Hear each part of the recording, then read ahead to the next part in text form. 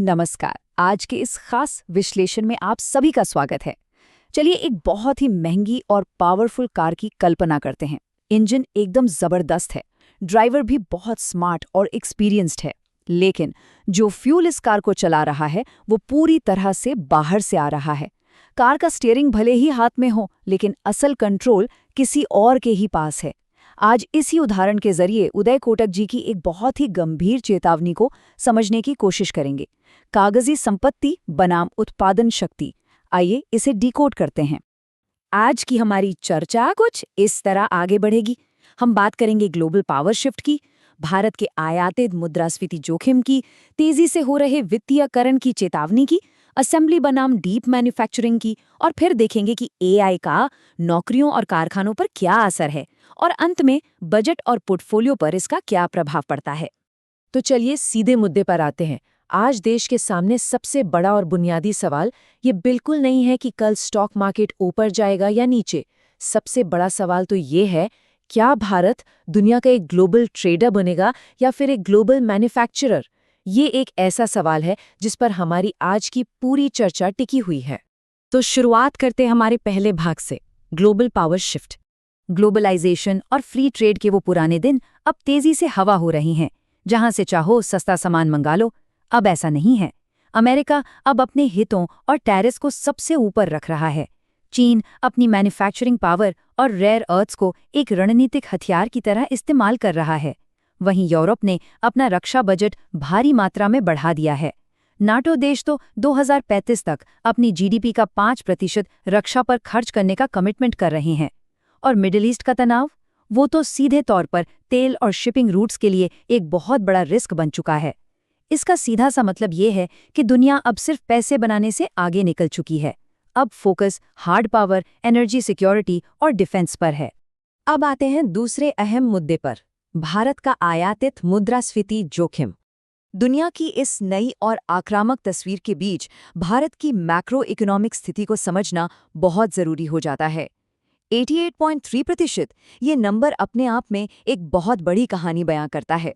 Source के मुताबिक 2025 में हमारी क्रूड ऑयल इंपोर्ट डिपेंडेंसी इस स्तर पर पहुंच चुकी है। जैसा कि हमने शुरुआत में उस कार वाली बात की थी, हमारी अर्थव्यवस्था की कार भले ही बेहतरीन स्पीड में चल रही हो, लेकिन उसका फ्यूल पूरी तरह से बाहरी ताकतों के कंट्रोल में है। अपनी ऊर्जा ज़रूरतों का एक बहुत बड़ा हिस्सा हम सिर्फ इंपोर्ट कर रहे हैं। आइए देखते हैं कि ये पूरा डोमिनो इफेक्ट आखिर काम कैसे करता है।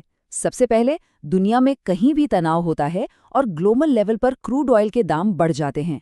इसका सीधा असर ये होता है कि डॉलर के मुकाबले अपना रुपया कमज़ोर हो जाता है, और रुपये के कमज़ोर होते ही फ्रेट, फैक्ट्री का इनपुट कॉस्ट और फर्टिलाइज़र की लागत में अचानक से एक बड़ा जंप देखने को मिलता है।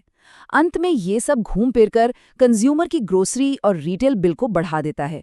मतलब बाहर का एक ग्लोबल सप्लाई चेन शॉक सीधे एक आम इंसान के मंथली बजट पर चोट करता है। और इस फ्यूल से लगने वाले झटके का साक्षात प्रमाण है ये नंबर, 8.3%। अप्रैल 2026 में होलसेल इन्फ्लेशन रेट इस स्तर तक पहुंच गया था। ध्यान देने वाली बात यह है कि फ्यूल प्राइस का ये शॉक पहले होलसेल लेवल पर हिट करता है और फिर धीरे धीरे रिश्ते हुए, मार्जिन एडजस्ट होते हुए एक आम इंसान के किचन तक पहुंच जाता है। इनकम वही की वही लेती है, लेकिन महीने के अंत में महसूस होता है कि यार पैसा तो बचा ही नहीं।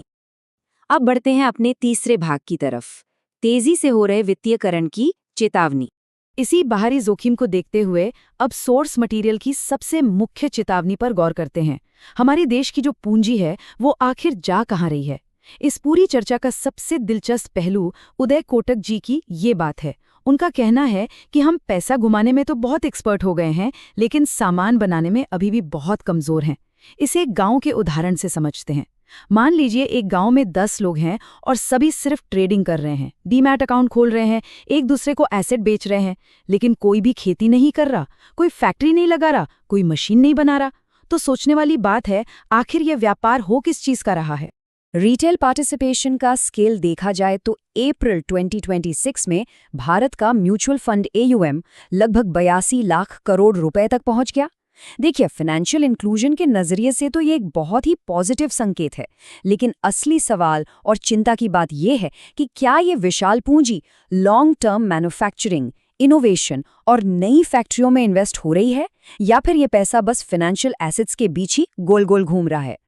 और ये बात बिल्कुल स्पष्ट है कि कागजी संपत्ति यानी पेपर वेल्थ तभी टिकाऊ होती है जब उसके पीछे असली उत्पादन यानी रियल प्रोडक्शन की ठोस ताकत हो। सोर्स स्पष्ट रूप से यह चेतावनी देता है कि स्टॉक मार्केट और एसआईपी अर्थव्यवस्था के लिए बहुत जरूरी है, इसमें कोई शक नहीं। लेकिन अगर एक स्पेक्युलेटिव इकोनॉमी के पास असली मैन्युफैक्चरिंग का मजबूत बेस नहीं है, तो किसी भी क्राइसिस के समय वो ताश के पत्तों की तरह सबसे पहले बिखरती है। चलिए अब आते हैं चौथे भाग पर, जहां हम असेंबली और डीप मैन्युफैक्चरिंग के फर्क को समझेंगे। तो देश में इंडस्ट्रियल प्रोडक्शन की असल स्थिति है क्या? इन दोनों के बीच का फर्क समझना बहुत जरूरी है। एक तरफ है सरफेस असेंबली, जैसे कि बाहर से पार्ट्स मंगाना, उन पर अपना लोकल ब्रांड लगाना और बस रिटेल में बेच देना। सोर्स में यूपीवीसी विंडो का बहुत अच्छा उदाहरण दिया गया है कि कैसे सिर्फ बाहर से पार्ट्स लाकर असेंबल किया जा रहा है। और दूसरी तरफ होती है डीप मैन्युफैक्चरिंग, जहां अपनी खुद की डिजाइन होती है, पूरी सप्लाई चेन पर अपना कंट्रोल होता है और एक विशाल इकोसिस्टम बनता है, बिल्कुल वैसे ही जैसा चीन ने किया है। अगर 2047 तक हमें सिर्फ एक बड़ा कंजम्पशन मार्केट बनकर नहीं रहना है, बल्कि एक सही मायने में डेवलप्ड प्रोड्यूसर बनना है, तो कुछ चीज़ों की सख्त ज़रूरत है। हमारे पास खुद की प्रोप्राइटरी टेक्नोलॉजी होनी चाहिए, लोकल कंपोनेंट इकोसिस्टम होना चाहिए, सप्लाई चेन पर पूरा कंट्रोल, काम करने का एक बहुत बड़ा स्केल और स्वतंत्र एक्सपोर्ट पावर होनी चाहिए। सच कहें तो यही असली डीप मैन्युफैक्चरिंग की पहचान है। हमारा पांचवा पॉइंट है एआई, नौकरियां और कारखाने। अब देखिए, ये डीप मैन्युफैक्चरिंग सिर्फ अर्थव्यवस्था के लिए ही नहीं, बल्कि युवाओं के लिए भी बेहद जरूरी है। ये मुद्दा सीधे तौर पर रोजगार संकट से जुड़ा हुआ है। सर्विस सेक्टर में एआई के आने से चीजें बहुत तेजी से बदल रही हैं। कोडिंग, कंटेंट और कस्टमर सपोर्ट जैसे कामों में एआई टूल्स की मदद से अब 3 लोग 10 लोगों का काम बड़ी आसानी से कर रहे हैं।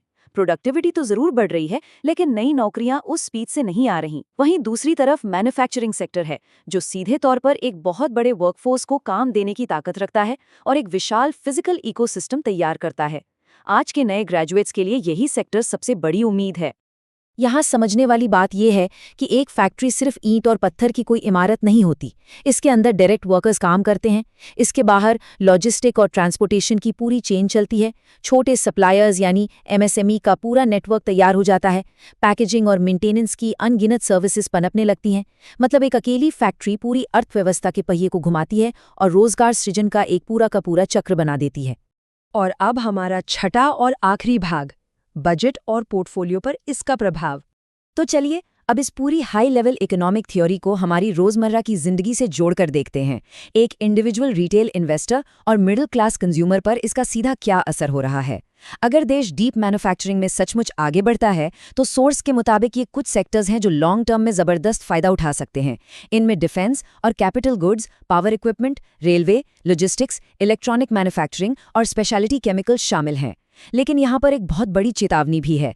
इन्वेस्टर्स को सिर्फ थीम या कहानियां सुनकर पैसा नहीं लगाना चाहिए। कंपनियों की बैलेंस शीट और ऑर्डर बुक को गहराई से पढ़ना और समझना बिल्कुल क्रूशियल है। और अगर हमारी अर्थव्यवस्था सिर्फ इम्पोर्टेड इन्फ्लेशन और सरफेस असेंबली पर ही टिकी रही, तो आम घरों को इन 3 कठोर सच्चाइयों का सामना करना ही पड़ेगा। ट्रांसपोर्टेशन कॉस्ट बढ़ने से ग्रोसरी के बिल महंगे होंगे, कमजोर रुपए के कारण बाहर से आने वाले इलेक्ट्रॉनिक और बाकी इम्पोर्टेड सामान महंगे हो जाएंगे। और सबसे अहम बात, बिना रियल मैन्युफैक्चरिंग के जॉब सिक्योरिटी पर हमेशा एक भारी दबाव बना रहेगा। ऐसी स्थितियों में सोर्स से जो सबसे प्रैक्टिकल और एक्शनेबल सलाह मिलती है, वो ये है कि इंपोर्टेड इन्फ्लेशन के फाइनेंशियल प्रेशर से बचने के लिए क्रेडिट कार्ड पर अपनी निर्भरता को कम करना होगा, ईएमआई के जाल से बचना होगा और अपने घरेलू बजट को सुरक्षित रखने के लिए खर्चों को बहुत ही सोच समझकर मैनेज करना पड़ेगा।